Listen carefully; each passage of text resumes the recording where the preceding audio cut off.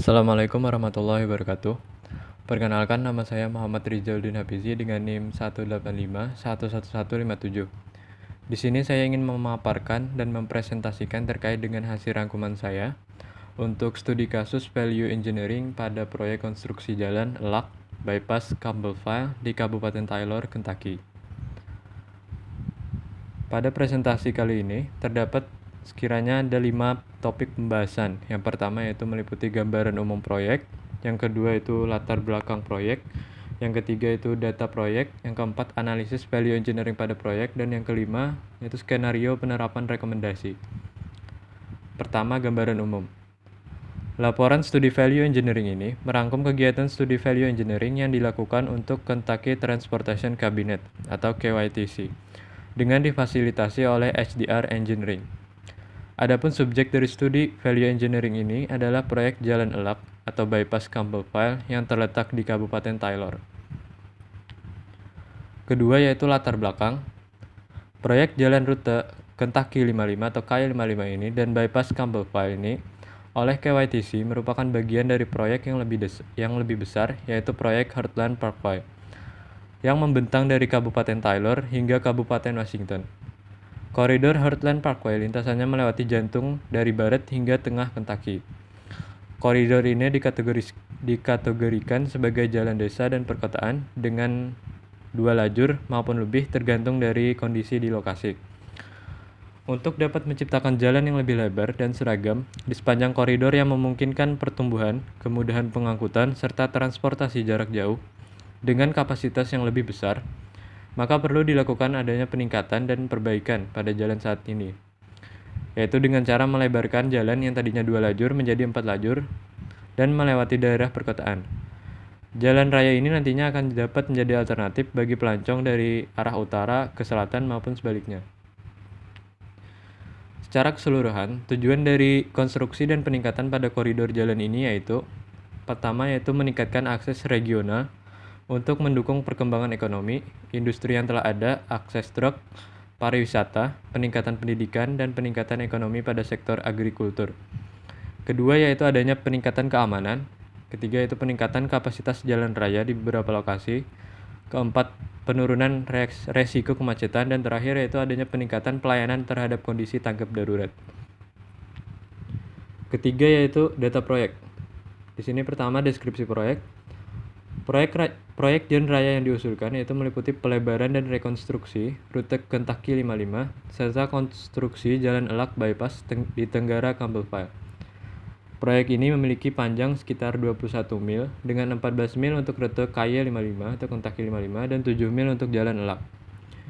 Adapun studi value engineering ini sendiri berfokus pada jalan ELAK yang sepanjang 7 mil yang membentang dari rute KY Kentucky 55 dan berakhir di timur laut kota Campbellville di rute AS 68. Proyek ini memiliki tipe 4 lajur dengan median di tengah dan bahu jalan serta akan dikonstruksi sebagai jalan 2 jalur dengan bahu.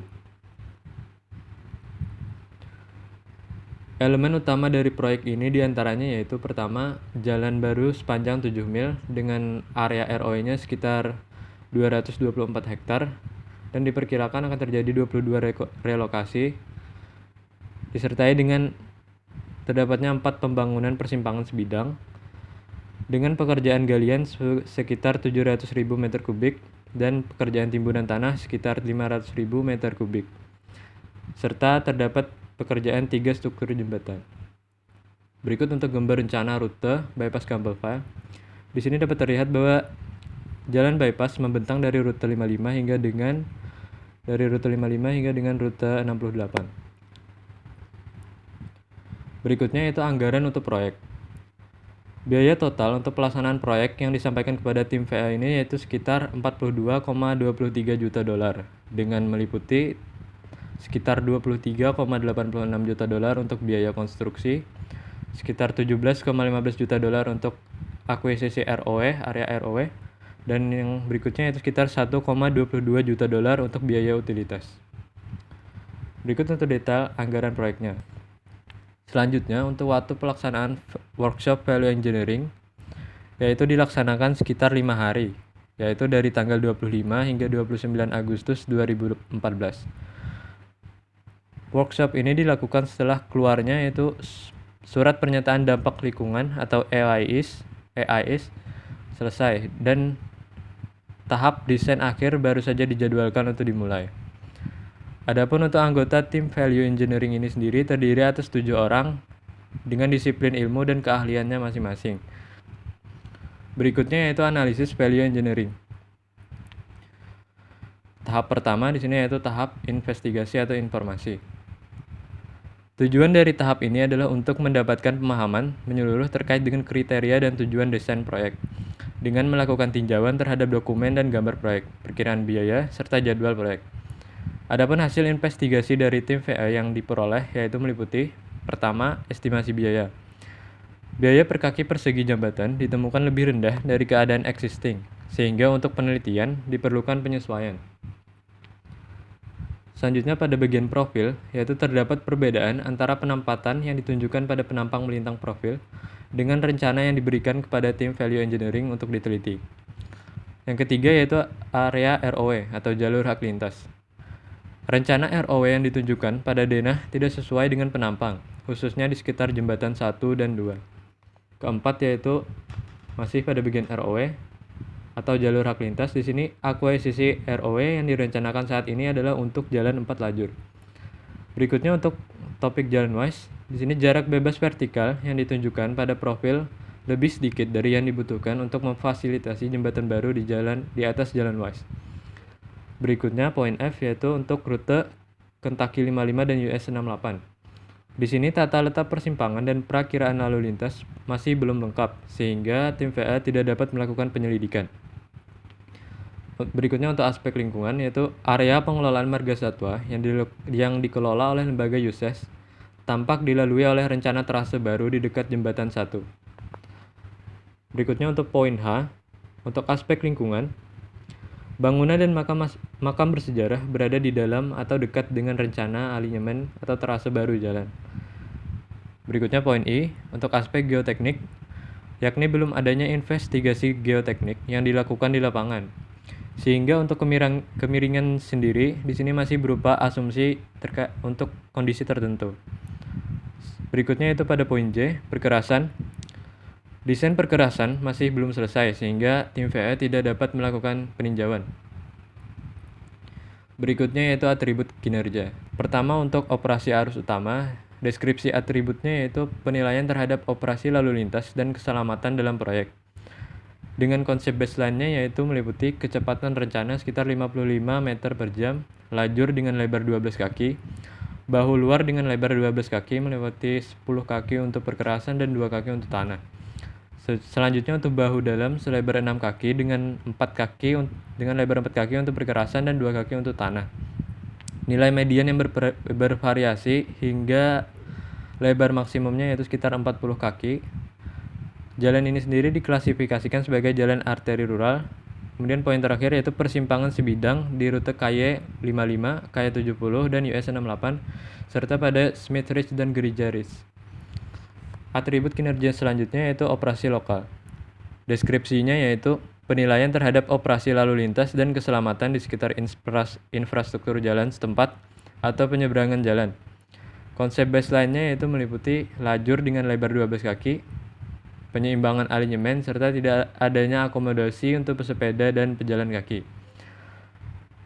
Atribut kinerja yang selanjutnya yaitu maintabilitas. Dengan deskripsinya yaitu sebuah penilaian terkait ketahanan jangka panjang dari suatu fasilitas transportasi. Konsep baseline-nya yaitu meliputi perkerasan aspal, dengan perkerasan dijadikan sebagai acuan perkiraan. Kemudian poin selanjutnya yaitu kemampuan untuk memotong sisi lereng, dan terakhir yaitu didesain untuk meminimalkan pagar pembatas.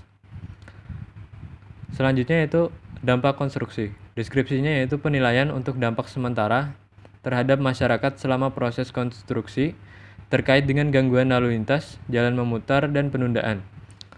Dampak terhadap bisnis dan penduduk relatif terhadap akses, penglihatan, kebisingan, getaran, debu, dan konstruksi lalu lintas, serta dampak terhadap lingkungan. Dengan konsep baseline-nya yaitu bangunan alinyemen baru, serta jalan lintas lokal agar tetap dibuka selama masa konstruksi atau desain saat ini memiliki koneksi lokal. Atribut kinerja yang selanjutnya yaitu dampak lingkungan. Deskripsinya di sini yaitu penilaian terkait dampak permanen terhadap lingkungan, termasuk ekologi, seperti flora, fauna, kualitas udara, kualitas air, penglihatan, dan kebisingan. Selain itu juga dampak terhadap aspek sosial ekonomi, meliputi keadilan lingkungan, bisnis penduduk, dampak terhadap budaya, rekreasi, dan sumber daya alam bersejarah. Dengan konsep baseline-nya yaitu area pengelolaan satwa liar dihindari dengan alternatif tertentu. Penggunaan de minimis pada kompleks olahraga. Kemudian untuk area ROE-nya sekitar 224 hektar dengan perkiraan ada relokasi sekitar 22 rumah. Atribut kinerja selanjutnya terkait dengan jadwal proyek. Sebuah penilaian terkait lama waktu yang diperlukan dalam pelaksanaan konstruksi suatu proyek, yang diukur dari waktu dilaksanakannya studi value engineering hingga proyek konstruksi selesai. Di sini teridentifikasi untuk bagian 1 selesai di 2018. Berikut untuk matriks atribut kerjanya.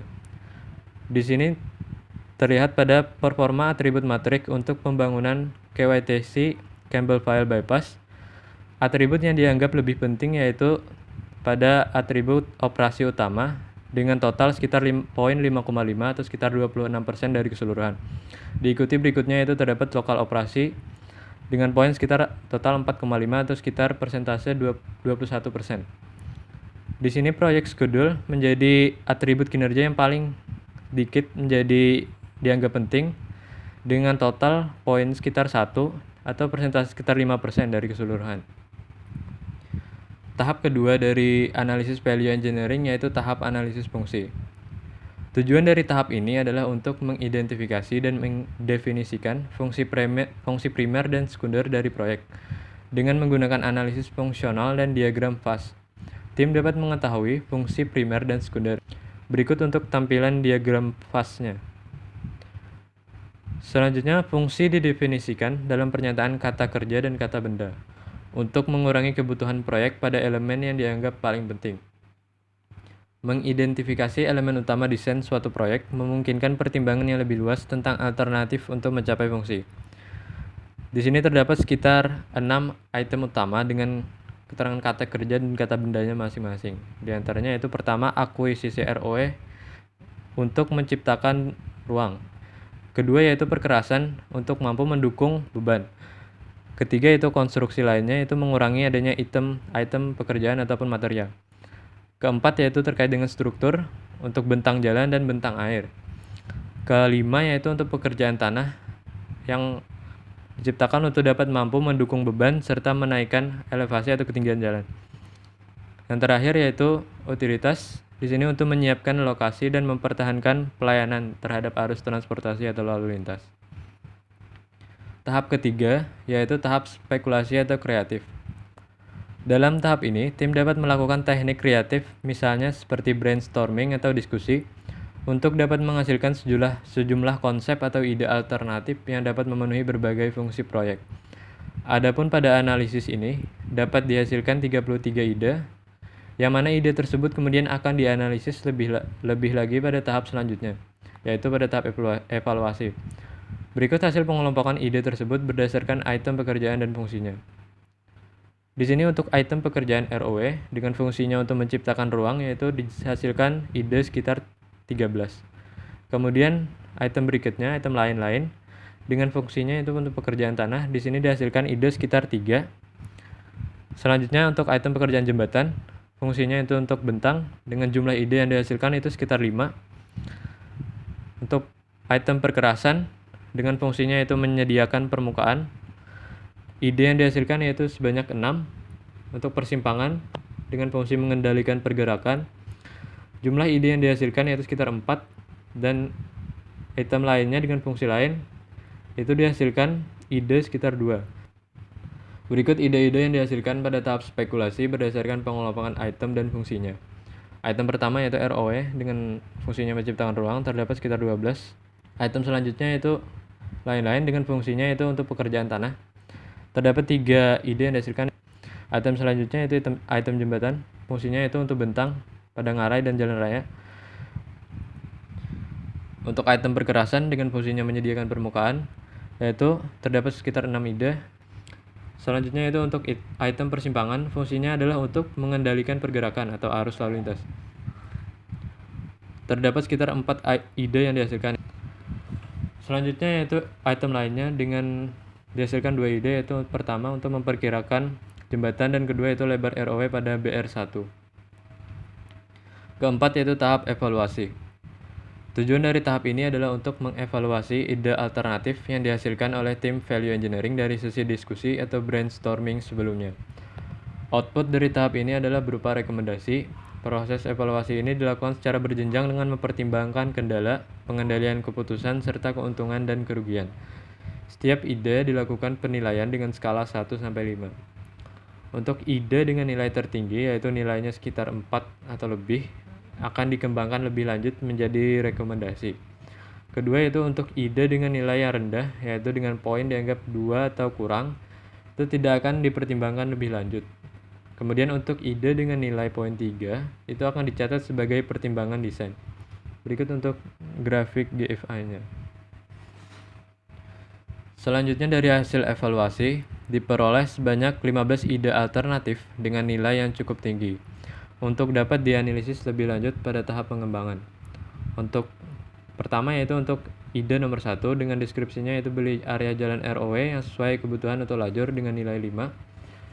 Kemudian ide nomor 4 dengan nilai poinnya 4, ide nomor 5 dengan nilai 5, ide nomor 6 dengan poin sekitar 5, ide nomor 8 dengan nilai sekitar 4, ide nomor 10 dengan nilai 4, ide nomor 11 dengan nilai 4. Kemudian selanjutnya ide nomor 13 di sini memperoleh nilai 4, ide nomor 16 dengan nilai 4, kemudian ide nomor 17 dengan nilai 4, kemudian ide nomor 18 dengan nilai 4, ide nomor 19 dengan nilai 5, ide nomor 20 dengan nilai 4, ide nomor 22 dengan nilai 5, dan ide nomor 23 dengan nilai 5. Berikutnya tahap kelima yaitu tahap pengembangan. Pada tahap ini, konsep ataupun ide dengan nilai yang tertinggi pada tahap evaluasi akan dikembangkan menjadi rekomendasi value engineering.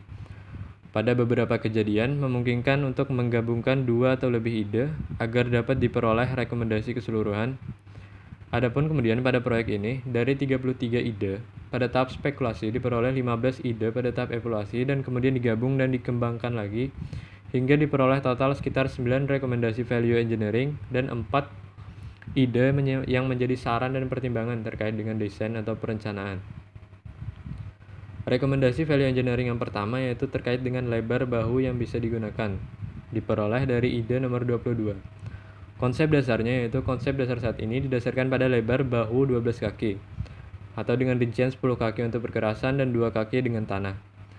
Adapun konsep rekomendasinya yaitu memodifikasi lebar bahu menjadi 10 kaki, dengan rincian yaitu sekitar 8 kaki untuk perkerasan dan 2 kaki dengan tanah. Keuntungan yang dapat diperoleh yaitu pertama mengurangi biaya jalan raya, mengurangi biaya struktur, mengurangi lebar rencana ROW, lebih konsisten pada bagian tipe akhir, memenuhi standar minimum untuk lebar bahu dengan 4 lajur arteri, terbagi untuk konstruksi di masa depan. Dengan rangkuman biayanya yaitu jika penerapan konsep dasar itu diperoleh pembiayaan sekitar 10,6 juta dolar. Adapun jika dengan menggunakan konsep yang direkomendasikan, itu pembiayaannya hanya sekitar 9,9 juta dolar, atau di sini dapat menghemat sekitar 0,7 juta dolar. Berikutnya untuk rekomendasi value engineering nomor 2, yaitu untuk lebar bahu jembatan. Rekomendasi ini diambil dari ide nomor 17. Konsep dasarnya yaitu dari 3 jembatan, diperkirakan memiliki lebar jembatan sekitar 42 kaki untuk pembangunan dengan 2 lajur, dengan lebar lajur 12 kaki, bahu dalam 6 kaki, bahu luar 10 kaki, serta tambahan untuk pembatas sekitar 2 kaki. Adapun konsep yang direkomendasikan yaitu mengurangi lebar bahu jembatan dari tadinya 10 kaki di luar dan 6 kaki di dalam, menjadi 4 kaki di luar dan 4 kaki di dalam. Keuntungan yang diperoleh yaitu mengurangi keseluruhan biaya jembatan sekitar 832.500 dolar, serta mengurangi biaya perawatan dalam jangka panjang.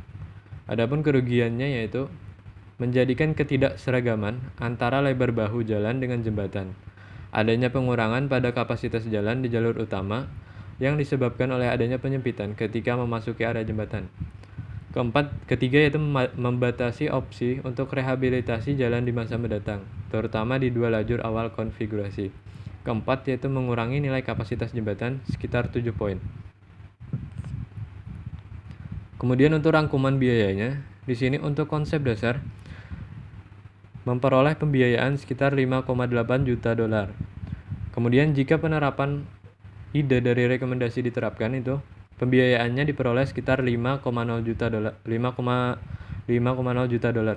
Atau di sini dapat menghemat sekitar 0,8 juta dolar. Kemudian rekomendasi nomor 3 yaitu terkait dengan lebar median. Diperoleh dari ide nomor 6. Konsep dasarnya yaitu untuk proyek ini adalah dengan ROW yang didasarkan pada jalan elak bypass dengan tipe 4 lajur dan lebar 12 kaki. Median yang diturunkan selebar 40 kaki dan bahu luar selebar 12 kaki. Adapun konsep yang direkomendasikan yaitu mengurangi lebar median menjadi 28 kaki. Keuntungan yang diperoleh dari penerapan rekomendasi ini yaitu pertama mengurangi dampak terhadap ROW, mengurangi biaya ROW, mengurangi biaya pemeliharaan untuk jangka panjang, mengurangi pekerjaan tanah untuk rencana akhir jalan, meningkatkan simpang bersihnya jika direncanakan pada desain akhir jalan. Kemudian kerugiannya yaitu mengurangi lebar median untuk opsi penambahan jalur belok dan lajur bantu di masa mendatang. Kedua yaitu mengurangi jarak antara jalur dengan arah yang berlawanan. Kemudian untuk rangkuman pembiayaannya itu untuk penerapan konsep dasar diperoleh pembiayaan sekitar 17,2 juta dolar. Kemudian jika konsep rekomendasi diterapkan, pembiayaannya hanya sekitar 16,6 juta dolar atau di sini dapat menghemat sekitar 0,6 juta dolar. Kemudian rekomendasi value engineering nomor 4 yaitu terkait dengan jalan WISE. Diambil dari ide nomor 4 dan nomor 13. Konsep dasarnya yaitu menunjukkan adanya rencana jalan elak atau bypass yang melintasi jalan WISE di lokasi dengan pengambilan lebar ROW yang minimal. Selain itu juga terjadi perbedaan ketinggian dan memaksa perencana untuk membuat jembatan di atas jalan WISE. Dengan adanya jembatan tersebut, perencana memutuskan untuk tidak membuat koneksi dengan jalan WISE di simpangan ini. Adapun konsep yang direkomendasikan yaitu melakukan relokasi ruas jalan elak atau bypass sedikit ke utara sehingga dapat melintasi jalan WISE pada ketinggian yang memungkinkan untuk dibuat simpangan. Alternatif ini juga dipertimbangkan pada tahap pertama studi, yaitu disebut sebagai alternatif light blue. Keuntungan dari penerapan rekomendasi ini yaitu pertama mengeliminasi struktur, meningkatkan akses menuju jalan WISE, dan ketiga yaitu mengeliminasi kebutuhan akan perubahan jalur. Kemudian kerugiannya yaitu membangun persimpangan di jalan WISE dapat berakibat adanya relokasi tambahan, menambah pekerjaan tanah, dan terakhir yaitu kemungkinan diperlukan peninjauan kembali untuk aspek lingkungan jika alternatif light blue digunakan. Untuk rangkuman biayanya yaitu di sini untuk penerapan konsep dasar, di sini pembiayaan 11,2 juta dolar untuk jalur, 8 juta dolar untuk ROW, dan sekitar 0,2 juta dolar untuk keperluan lain. Dengan total pembiayaan sekitar 19,4 juta dolar. Kemudian untuk penerapan konsep yang direkomendasikan, pembiayaan di sini sekitar 9,3 juta dolar untuk jalur, 8,2 juta dolar untuk ROW, dan 0,2 juta dolar untuk keperluan lain. Dengan rekap pembiayaan totalnya sekitar 17,7 juta dolar. Atau di sini menghemat sekitar 1,9 juta dolar untuk jalur serta 0,2 juta dolar untuk ROW. Kemudian rekomendasi value engineering nomor 5 terkait dengan alignment persimpangan jalan. Rekomendasi ini diperoleh dari ide nomor 8 dengan konsep dasarnya yaitu usulan terkait dengan desain jalan Smith Ridge untuk dibuat bersimpangan dengan rencana jalan elak bypass dengan menempatkan alignment baru sepanjang 1450 kaki ke timur laut dari posisi jalan existing. Kemudian usul lainnya yaitu terkait dengan rute KY70 atau Kentucky 70 untuk dibuat persimpangan dengan rencana jalan elak bypass dengan menempatkan alignment baru sepanjang 2175 kaki ke utara dari posisi jalan existing. Kemudian selanjutnya untuk konsep yang direkomendasikan yaitu pembangunan jalan Smith Ridge diusulkan di sepanjang jalan existing. Opsi ini diusulkan dengan menggunakan bypass tipe 2 jalur sebagai ketentuan utama. Penghubungan dengan jalan Smith Ridge dapat dicapai dengan menghubungkan sepanjang 100 kaki ke sebelah kiri dari bypass dan 150 kaki ke sebelah kanan dari bypass. Konstruksi ini akan membutuhkan pelebaran sementara dan penutupan jalan jangka pendek untuk menyamakan ketinggian sesuai dengan ketinggian rencana persimpangan bypass atau selisih ketinggian existing sekitar 1,5 kaki. Kemudian untuk pembangunan rute KY70 diusulkan di sepanjang jalan existing. Opsi ini diusulkan dengan menggunakan bypass tipe 2 jalur sebagai ketentuan utama. Penghubungan dengan rute KY70 dapat dicapai dengan menghubungkan sepanjang 215 kaki ke sebelah kiri dari bypass dan 235 kaki ke sebelah kanan dari bypass. Konstruksi ini akan membutuhkan pelebaran sementara atau penutupan jalan jangka pendek untuk menyamakan ketinggian sesuai dengan ketinggian rencana atau persimpangan bypass. Dengan selisih ketinggiannya di sini sekitar 1,2 kaki. Adapun keuntungan yang diperoleh dari penerapan rekomendasi ini yaitu pengurangan pengambilan ROW, potensi pengurangan dalam relokasi, potensi pengurangan terhadap dampak terhadap pengguna, dapat memberikan hubungan yang lebih cepat dengan jalan existing. Adapun kerugiannya itu meningkatnya konflik selama proses konstruksi. Dengan rangkuman pembiayaan yaitu untuk penerapan konsep dasar, pembiayaan sekitar 0,85 juta dolar untuk konstruksi, serta 1,7 juta dolar untuk ROW. Kemudian untuk konsep rekomendasi di sini sekitar 0,13 juta untuk konstruksi dan 0,0 juta untuk ROW dengan penghematan sekitar 2,4 juta dolar. Kemudian rekomendasi value engineering nomor 6 yaitu terkait dengan mengganti jembatan 1 dan 2 dengan gorong-gorong. Rekomendasi ini diperoleh dari ide nomor 18. Konsep dasarnya yaitu jembatan 1 sepanjang 400 kaki direncanakan pada posisi stasiun 150-50 dengan jembatan 2 sepanjang 360 kaki direncanakan pada posisi stasiun 140-10. Konsep rekomendasinya yaitu ganti jembatan 1 dan 2 yang direncanakan dengan gorong-gorong berbentuk kotak dengan material beton yang diperkuat atau reinforced concrete box culvert. Keuntungan yang diperoleh yaitu menghilangkan rencana jembatan, mengurangi biaya proyek keseluruhan sekitar 1.170.000 dolar, mengurangi biaya pemeliharaan untuk jangka panjang, menghilangkan kemungkinan pembekuan pada dek jembatan yang terjadi pada musim dingin. Kemudian untuk kerugiannya yaitu akan memerlukan tambahan area pada ROW, menambah pekerjaan tanah, serta meningkatkan dampak terhadap lingkungan. Kemudian di sini untuk rangkuman pembiayaannya, untuk penerapan konsep dasar diperoleh pembiayaan sekitar 3.990.000 dolar. Adapun penerapan konsep rekomendasi diperoleh pembiayaan sekitar 2.820.000 dengan penghematan sebanyak 1.170.000 dolar. Kemudian rekomendasi nomor 7 diperoleh dari ide nomor 20 terkait dengan mengganti jembatan nomor 3 dengan struktur wagon box. Konsep dasarnya yaitu adalah untuk menyeberangi aliran drainase dan jalan west dengan jembatan tradisional dengan panjang sekitar 350 kaki dan lebar 42 kaki. Untuk konsep rekomendasinya yaitu ganti jembatan dengan struktur wagon box atau struktur beton bertulang dengan 3 sisi dan sebuah pipa 60 inci. Selama studi value engineering juga disebutkan bahwa struktur jembatan dapat dipendekkan, namun opsi ini tidak diteliti lebih lanjut dan disarankan agar tim perencana menyelidiki hal tersebut. Keuntungan yang dapat diperoleh yaitu mengeliminasi jembatan, mengurangi biaya pemeliharaan, menghilangkan kemungkinan pembekuan pada musim dingin, meningkatkan operasi, dan mengurangi biaya perencana. Dengan kerugiannya yaitu kemungkinan memerlukan tambahan lebar ROW lebih dari yang ditempelkan pada konsep rencana, menambah pekerjaan tanah, meningkatkan dampak terhadap lingkungan, serta diperlukannya penutupan pada jalan west selama masa konstruksi. Di sini untuk pembiayaan pada konsep dasar diperoleh pembiayaan sekitar 10 juta untuk konstruksi.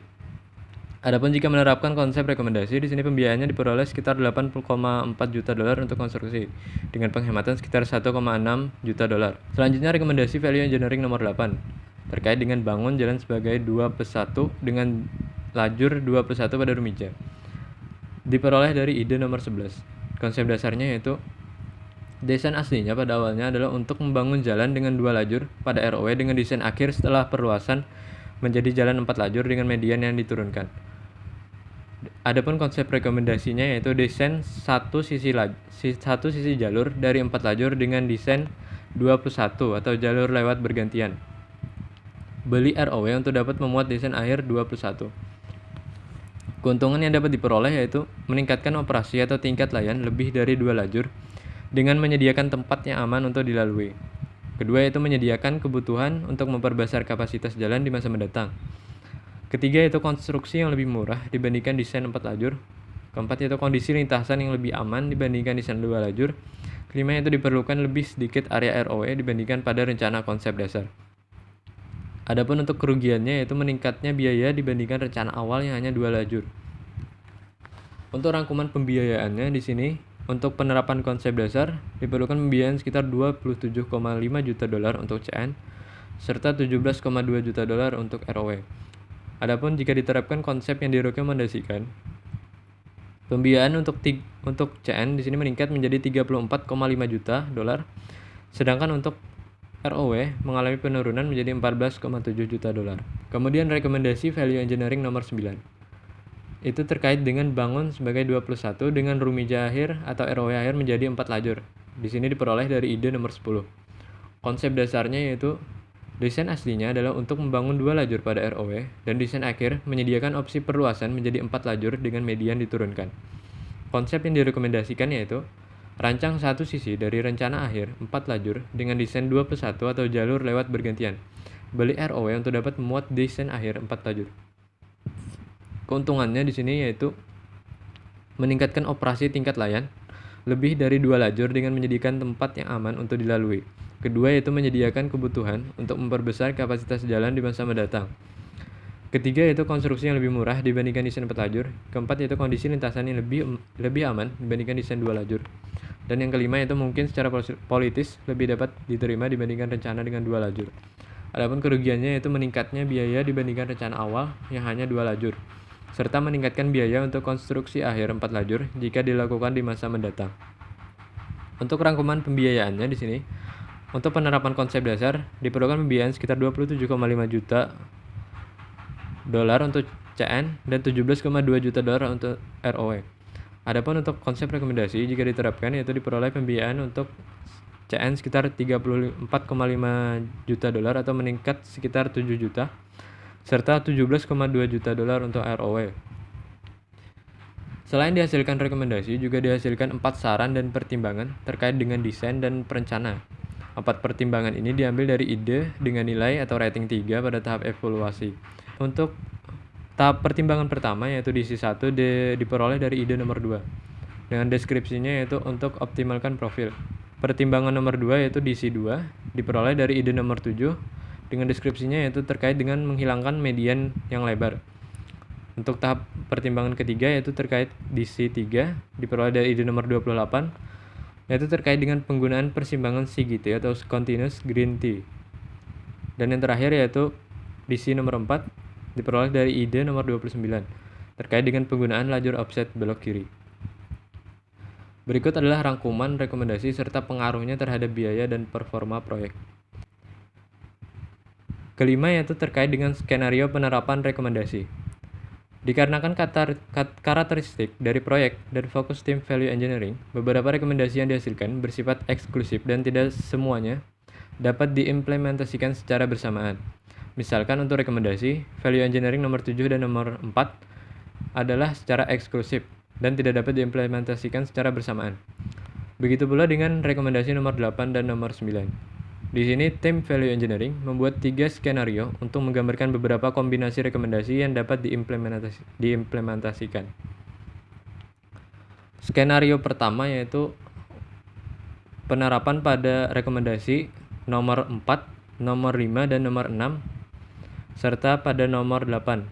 Kemudian skenario kedua yaitu penerapan pada rekomendasi nomor 3, nomor 4, nomor 5, nomor 6, dan juga pada nomor 9.